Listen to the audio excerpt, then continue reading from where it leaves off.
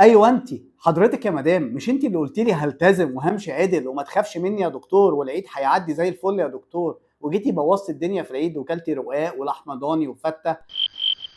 بس ماشي مش اشكال، تعالي بقى اقول لك هنلم الدنيا ازاي بعد العيد. اسمعي بقى، اول 3 ايام بعد العيد هم اهم حاجه في اللي حصل. هنمشي على 5 خطوات. هنحاول نوقف النشويات البيضاء على قد ما نقدر، ولا في عيش ولا رز ولا مكرونه ولا رقاق. الخطوة التانية، هناخد على الأقل 2 لتر مية في اليوم عشان يتخلص جسمك من التخزين اللي خزنه. الخطوة التالتة، هنمشي على الأقل نص ساعة يوميا عشان جسمنا يزود معدل الحرق شوية ويتخلص من اللي عمله في العيد. مش لازم جيم، ممكن في البيت. الخطوة الرابعة، هنمشي على خضار وبروتين خفيف، سمك مشوي، فراخ من غير جلد، بيض، تونة، مع أكيد طبق السلطة.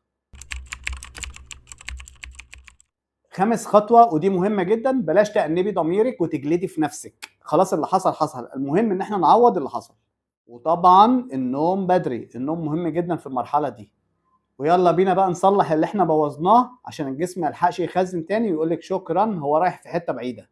ما هو لو كنت يا مدام شفتي الفيديوهات القديمة ما كنتيش عكيتيها في العيد.